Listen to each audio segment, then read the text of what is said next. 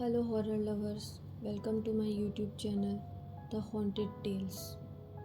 आज मैं आप सबको एक हॉरर स्टोरी सुनाने वाली हूँ जो कि बहुत साल पुरानी कहानी है, जिसे सुनने के लिए आप सबको मेरे साथ टाइम में थोड़ा पीछे चलना पड़ेगा। तो आइए चलते हैं साल 1975 में, जहाँ हम श्याम नाम के एक आदमी की कहानी सुनने वाले हैं। श्याम नाम का एक आदमी जो कि बहुत ही सीधा साधा और साधारण सा आदमी था।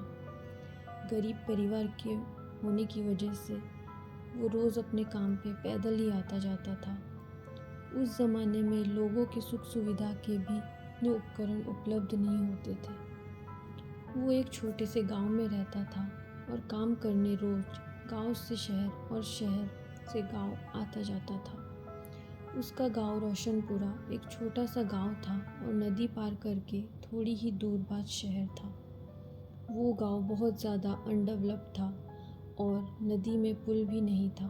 लोगों को नदी पार करने के लिए पानी में उतर के नदी को पार करना होता था। वैसे उस नदी का नाम तो खुशहाली नदी था, लेकिन उस नदी के बारे में बहुत सी मनहूस कहानियाँ प्रचलित हैं। जैसे कि हर साल वो नदी कम से कम एक बलि तो लेती ही है। पहले भी उस नदी में लोगों और बच्चों की काफ़ी रहस्यमय तरीके से मौत भी हुई है। जैसे हर गर्मियों में बच्चे तैरने गए और पानी के अंदर से किसी ने उनके पैरों को खींचा। एक बार तो एक बच्चे की मौत हो गई। बाद में जब उसकी लाश मिली तो उसका गला टूटा हुआ था। ऐसा लग रहा था जैसे किसी ने बहुत ही फोर्सफुली उसका गला मरोड़ के तोड़ दिया हो। वो काफ़ी खौफनाक सिचुएशन था। लोगों की आंखें फटी रह गई। खैर, श्याम के पास वापस चलते हैं। श्याम सीधा साधा तो था ही, लेकिन काफ़ी लंबा चौड़ा और ताकतवर भी था। उस रात रोज़ की तरह वो अपने काम से वापस आ रहा था, लेकिन उस रात वो काफ़ी लेट हो गया था। वो रात पूर्णिमा की रात थी। आसमान में चांद काफ़ी बड़ा और चमकदार था। वो एक गांव था, तो लोग काफ़ी जल्दी सो जाया करते थे। जब श्याम घर आ रहा था तो रास्ता काफ़ी सुनसान था। दूर दूर तक कोई नज़र नहीं आ रहा था। भेड़ियों की आवाज़ आ रही थी। नदी के पास बहुत से पेड़ थे जो चांदनी रात में चमक रहे थे। जैसे ही श्याम नदी के पास पहुंचा, उसकी नज़र एक अजीब चीज़ पे पड़ी। उसने देखा, नदी के किनारे थोड़ी ही दूर कपड़े में लिपटा हुआ कुछ हिल रहा है। उसे थोड़ा अजीब लगा। उसने सोचा कि मैं जाके देखूं क्या। थोड़ा सोचने के बाद वो आगे बढ़ने लगा। तभी रोने की आवाज़ आई। वो जल्दी से उसके पास गया। उसने देखा कि एक छोटा सा नवजात शिशु वहाँ अकेला पड़ा हुआ है। ये देख के उसे बहुत बुरा लगा और उसे लगा कि कोई उस बच्चे को मरने के लिए वहाँ छोड़ गया है। रात काफ़ी ज़्यादा हो गई थी। आसपास कोई मदद के लिए भी नहीं था। उस समय मोबाइल तो दूर, लोगों के घरों में फ़ोन भी नहीं हुआ करते थे। श्याम को उसी समय फैसला लेना। वो उस छोटे से बच्चे को ऐसी हालत में छोड़कर नहीं जा सकता था। तब उसने सोचा कि इसे लेकर चलता हूँ और सुबह होते ही गांव वालों को इसके बारे में बताऊँगा। उसने उस बच्चे को अपनी बाईं ओर के कंधे पे रख लिया। एक हाथ से उसे पकड़ा और नदी में उतरने लगा। जैसे ही उसने बच्चे को उठाया, उसे कुछ अजीब लगा, मानो उसके पैर भारी हो गए हों और वो आगे बढ़ ही नहीं पा रहा हो। वो आगे बढ़ने लगा।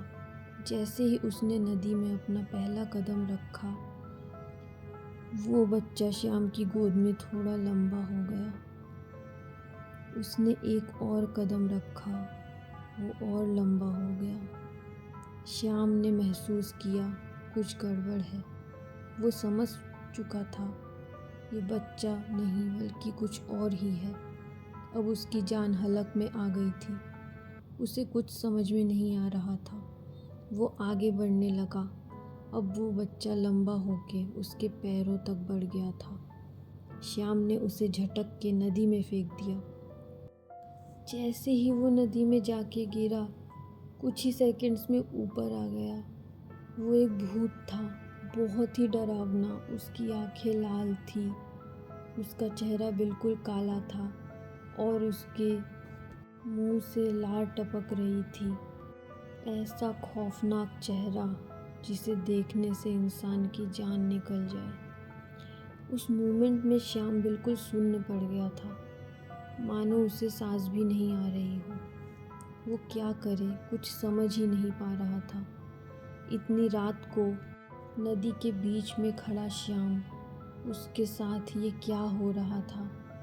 उसने वहाँ से अपनी जान बचाने के लिए भागना चाहा, तो उस पिशाच ने उसे रोक लिया और बोला कि अगर तू यहाँ से बच के जाना चाहता है तो तुझे मुझसे लड़ना होगा और मुझे हराने के बाद ही तू यहाँ से जा सकता है। श्याम के पास उससे लड़ने के अलावा कोई और रास्ता नहीं था। वो तो वैसे भी वहाँ से जा नहीं सकता था। उसने उस पिशाच को उठा जो लिया था। ये लड़ाई का चैलेंज देना पिशाच की एक चाल थी। वो जानता था कि वो वहाँ से उससे लड़के बच के नहीं जा सकता था। पिशाच श्याम के ऊपर झपटा। श्याम ने भी अपनी पूरी ताकत से उससे लड़ाई की। दोनों में कुछ मिनट बहुत लड़ाई हुई। दोनों थक चुके थे। श्याम ने पिशाच को पटका। वो वहाँ से अपनी जान बचाकर जाना चाहता था। श्याम अपनी हिम्मत हार चुका था, लेकिन फिर भी उसने अपनी पूरी ताकत लगा दी, क्योंकि वो जीना चाहता था। वो एक भयानक पिशाच से लड़ रहा था। दोनों में काफ़ी हाथापाई हुई। पिशाच हार गया था। आप मान सकते हैं कि एक इंसान से पिशाच हार गया था। जैसे ही पिशाच हारा, वो वहाँ से गायब हो गया और श्याम को काफ़ी चोटें आई थी। वो बहुत ही मुश्किल से अपने घर तक पहुँचा। घर पहुँचते ही उसके घर वाले उसके पास इकट्ठा हुए। उसकी हालत काफ़ी ख़राब थी। उसके कपड़े सब फटे हुए थे। सब उसकी हालत देख के बहुत हैरान थे। वो ढंग से बोल भी नहीं पा रहा था। उसके पूरे शरीर में पिशाच का लार लगा हुआ था। उसे बहुत तेज बुखार था। उसने लड़खड़ाते हुए जुबान से सारी घटना अपने घर वालों को बताई। श्याम को अब भी नहीं यकीन हो पा रहा था कि ये सब उसके साथ सच में हो रहा है। घर वालों ने वैद्य जी को बुलाया। उसे खून की उल्टियाँ हो रही थी। बहुत कोशिश के बाद भी श्याम नहीं बच पाया, क्योंकि पिशाच का लार उसके शरीर में लग चुका था।